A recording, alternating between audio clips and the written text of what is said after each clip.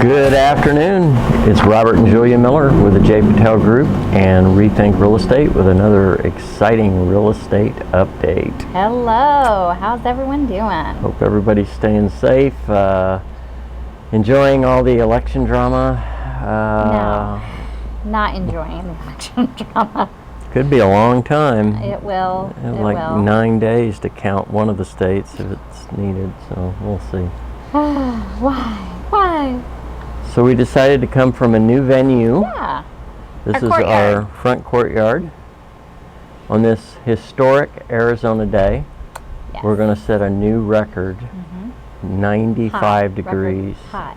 It'll be the hottest day ever in November. Right. Congratulations. Congratulations. Glad you could be part of it. The summer that never ends. It's true. Okay, as usual, we will start with a joke. You got a joke for us? I do. Okay, let's hear Beauty it. before age. Beauty before age, that's right.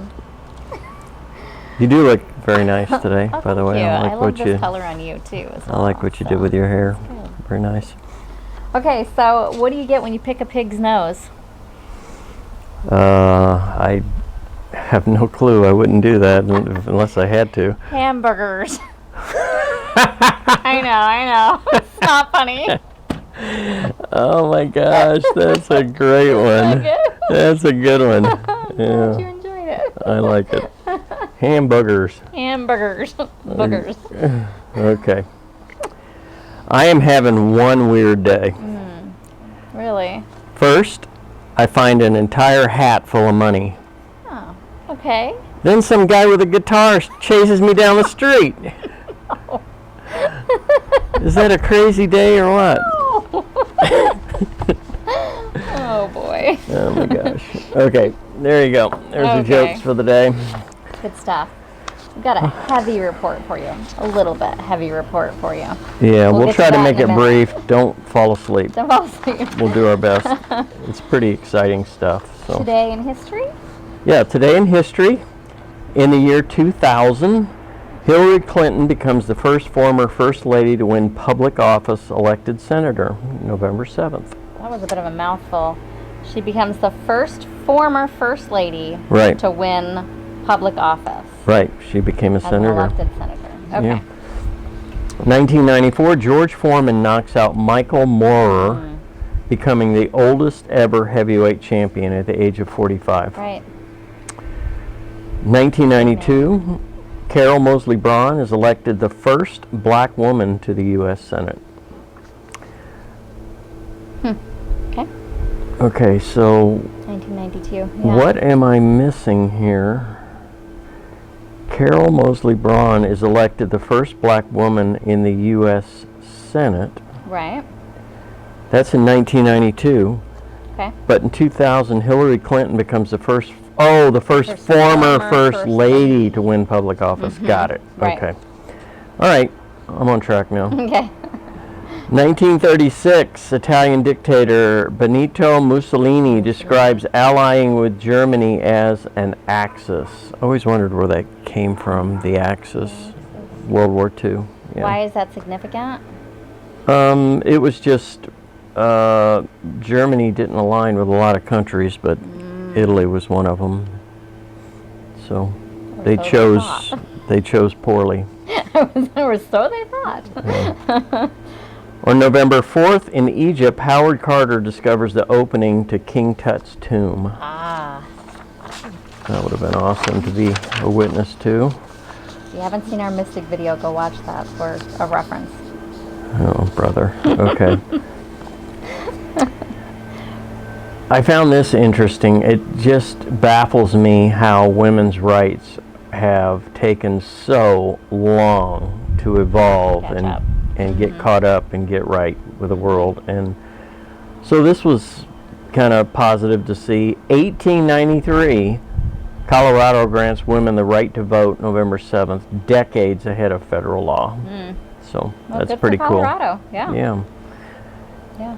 I think they were the first to also make pot legal too. So they've always been very progressive. Probably. Yeah. I think so, yeah. 1889, North and South Dakota are admitted together as the 39th and 40th state on November 2nd. Huh. So I don't know if we've ever had two states at the same time. That makes sense. That's kind of cool. Yeah. And finally, in 1800, John Adams becomes the first president to live in the White House, November 1st. Yes. Yes, that was significant. I wonder what his thought was. Is, you know what? I had a meeting till midnight, and I got another meeting at 7 a.m. I'm just going to sleep here. I'm just going to sleep here. Yeah, why go home? Why go home? Yeah. Yeah, there's a foot of snow on the ground, too. It wasn't like the chauffeur pulled up in a limo and he hopped in and took him there. He had to, like, walk home through freezing cold and snow. So, okay. That's your history for the week. Economic news for us then? A little bit. The U.S. economy grew by a record 33.1% in the third quarter after suffering a record 31.4% plunge. So we're actually ahead of where we were before the plunge in second quarter. So that's good news. The market reacted positively to the news. I tell you what, the market is way up today. Yeah, it's been a good day with the market. Yeah, that's fantastic. That's all according to CNBC. Tough road. Nearly half of the 22 million jobs lost in March and April remain unfilled, and the unemployment rate remains at about 7.9%. Again, it could be a really rough winter if we have to keep things shut down, or if it gets to that, like England is basically slamming the doors on everything. Lockdown again, yep. So, the surveys show business and consumer confidence is still high despite the virus-related setbacks. So, we'll see if it continues we'll bounce back. We know we'll bounce back, but we may have to help some people out for a while. This is interesting. Affordability increasing. We were always talking about the affordability is on the decline because everything is skyrocketing, and we're going to go over some jaw-dropping numbers with you. So exciting stuff. Hang on. A new report says 27% of buyers in the third quarter reported being able to afford at least half of the homes for sale in their market. So what would cause that? Well, an indicator that lower market rates have had a stronger impact on some buyers' perceptions of affordability than rising home prices. So they're looking at the home price, but they're also looking at what they can afford and finding they can afford more because the interest rates are so low. So that's a good thing. Right. Home ownership in the U.S. has risen to 67.4%, up from 64.8% in late 2019. So we've been record low territory, historically record low home ownership for a while. So that is definitely good news. It's coming up is good. Here we go. Now we've got some special report. Yes, we had the privilege of attending a Zoom meeting today with Tina Tambier of the Cromford Report, and she had some really interesting information on where we're at. She is always excellent to hear any chance that we get. We always tune in. Excellent source of statistical information specifically for the Phoenix Valley. So, interesting stat, from 2000 to 2010, when you look at population versus how many homes were added and how much population was added, the population increased by 28%. Okay. But houses increased by 34%. So we actually built more homes than people coming in, so that was awesome. Good. 2010 to 2019, population grew by 18%, slowed down a little bit, but homes only increased by 9%. Okay. So the crash had a lot to do with that. So obviously we're losing ground. More people are coming in, population is growing, and the supply of houses continues to drop. Yep. And this also rolls into the people per household. In 2000, people per household median average 2.41. For 2009, it actually dropped to 2.32. Had a glut of inventory, so people were able to spread out a little bit. Now that things have tightened back up again, 2019, we're rising again, 2.51 per household. I think there's a couple things that go into that too. I won't interject very much because I know we've got a lot to cover, but we've got you know, the aging baby boomers. True. So some of those are moving home. back in with family. Yep. Yep, moving back in with family or moving in with family. And then you've got boomerang kids. You've got your millennials, a lot of whom are living with parents still. Right. So that's a big part of that too. Right. A lot of education debt. And I seem to recall a statistic about people having more children too. Really? Where it used to be 2 children and now it's 3 again.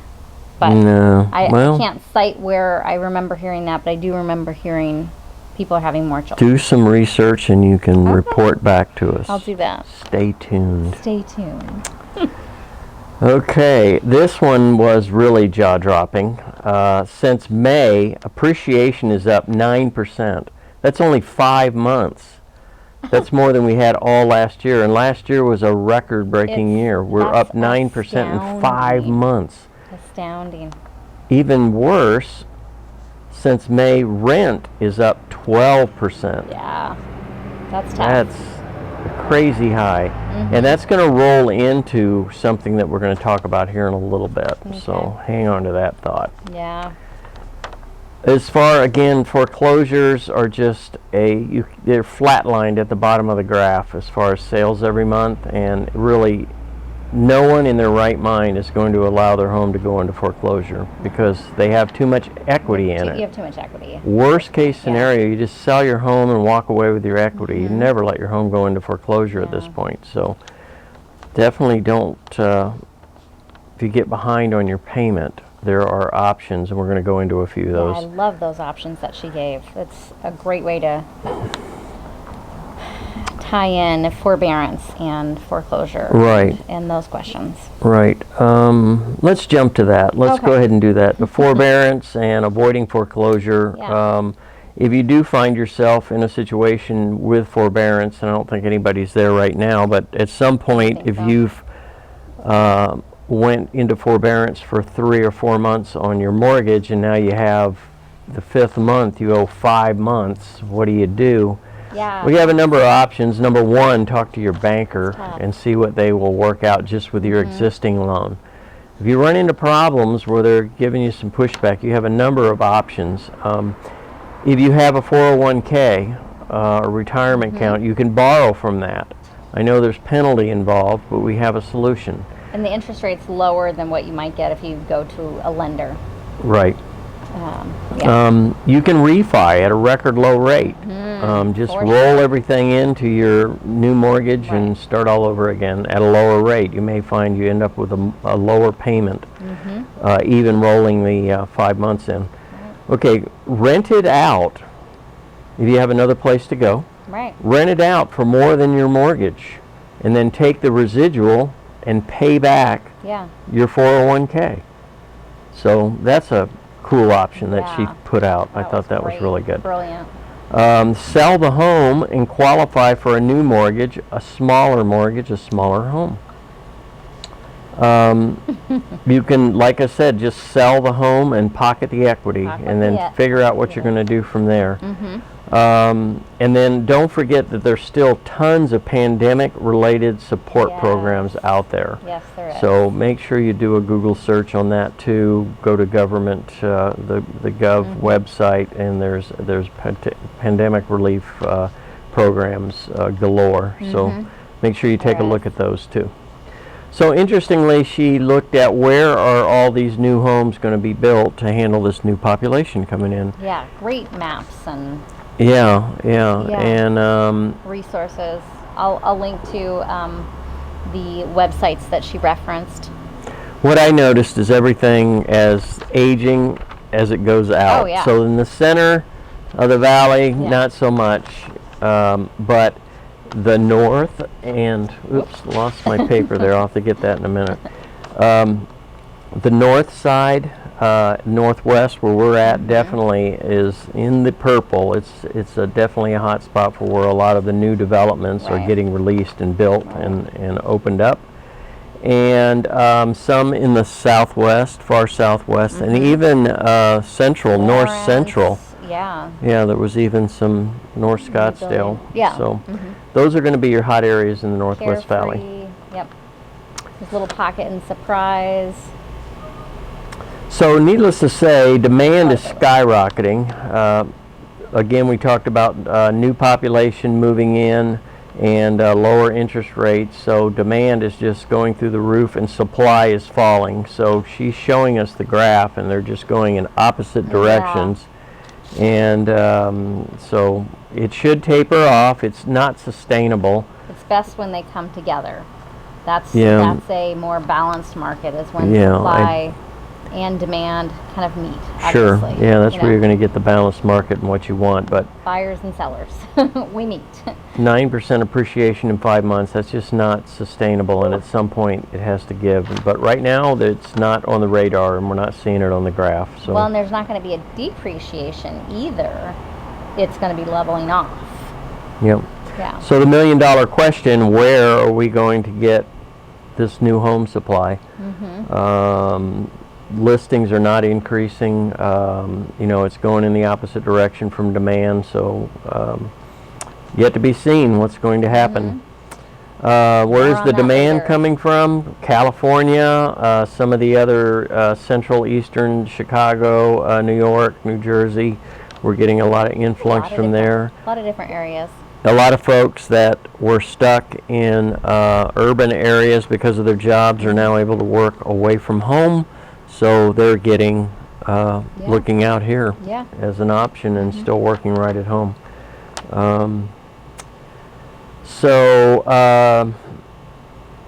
Renters. We talked about earlier that rental rates are up 12%. So that's driving current renters into the market as well. So that's a new demographic that's coming in. Right. Should buyers wait for all this to go by? No, do not wait, because it's only going to be more expensive next year. Right, it's a seller's market. So as a buyer, do you say, well, I'll just wait? No, it's not going to, prices aren't going to fall overnight.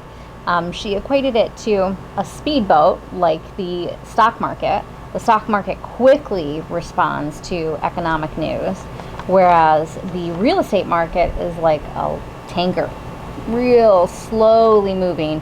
It will take, she said 8 months, I think. 8 to 9, and I think it's like a 6 to 9 window. You start seeing some things. And that's once we start seeing something. But it's going in this direction right now. So we've got to at least start seeing it leveling off, and then a correction. If there's going to be one, it'll take 8 to 9 months. So don't wait.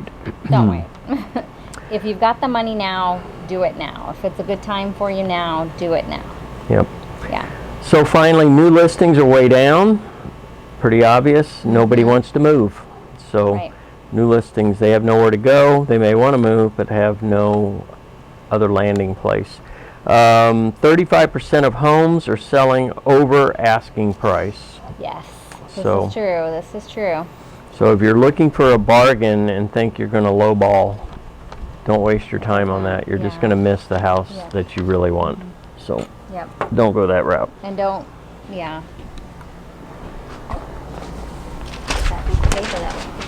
walked away, blew away. I'm back.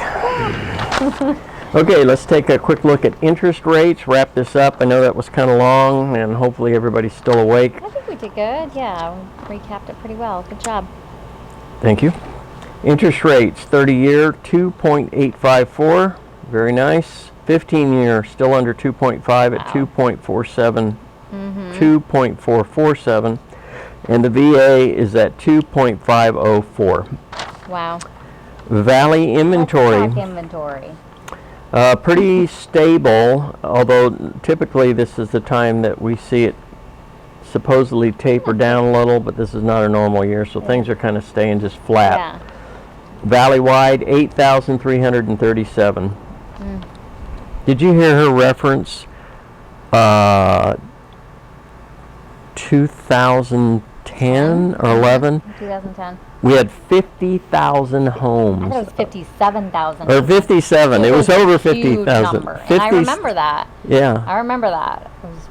I was just getting into real estate. I had been in like a year and a half, and there was so much to choose from. I remember showings. At least you showed 10 houses. At least 10 Yeah, houses. and you didn't have to drive very far to Yeah. show those 10 Yeah, homes. no. Yeah, 57,000. Currently, Yeah. 8,337. And the population has grown by, what, 28% since then. Yep. Good Lord. Yeah. Okay, closer to home, Peoria, 288 homes available. Okay. Surprise, 281. Oh, neck and neck there. Right here in our neck of the woods, Trilogy at Vistancia, we've got 28 homes. Price ranging 389,000 up to 1,150,000. Wow. Yeah. Vistancia Village, 19 homes, 355,000 at the most affordable level and 575,000 for the most expensive home. Okay. You asked me to include Blackstone Country Club. Blackstone. There's a whopping 6 homes available. I didn't 375,000. think that was that bad. 6 homes sounded pretty good. It's a small It doesn't have a community. ton, but it's run in the dozen range, you know, okay. and so it's about half what I'm used to seeing. Half still. And you do get a wide range out there because they have a townhome product, which will sell sometimes for under 400,000, and then you get all the way up to custom homes that can be, you know, north of $2 million. So Yeah. pretty wide range. But anyway, right now, currently, 6 homes available. The most affordable being 375,000. The most affordable $937,500. Wow, that's not bad for Blackstone. Yeah. There was a couple over $1 million, and they've dropped off. So. Okay. Sun City Grand, 86. They're actually 86. ticked up just a little bit. Most affordable, 245,000, and the most expensive, that same one, still there, $925,000.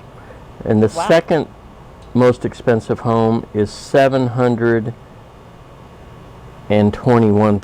Yeah. So this home must Big be drop, yeah. really something. They have some big lots over there on golf courses and Yeah. the whole thing. So So, finally, Portobello, 6, staying pretty stable. 315,000 being the most affordable, and 675,000 being the most expensive. Okay, thanks Not for bad. bearing with us for that. A little bit longer than usual, but we had a lot of good information from Tina Tambier yeah, in we the wanted Cromford to Report. share. Yep, Yep. for sure. So we will look forward to seeing you again next week. Everybody stay safe and have a good rest of the week and weekend. Adios. God bless. Well, sit up. See, it goes closer anyway when you hit the record button. You usually sit up and you go over your notes anyway. Okay, I'll just kind of sit like, is this okay? Just sit comfortable and I'll adjust the camera. What do you want to do? I'm going to have a drink of my cappuccino. I know, they're so good. This is my new task, husbandly task, making you a cappuccino every afternoon. In the afternoon, yeah. Decaf. Definitely. I'm addicted. Okay. So good. All right, our heads are chopped off. So let's fix that. Move the rock. Wasn't it closer when we actually showed the video? Or no? This is on. There's my hummingbird. Focus. Maybe he'll join us. Focus here. I think that's pretty good. You like it? Yeah, do you like it? I like it. Okay.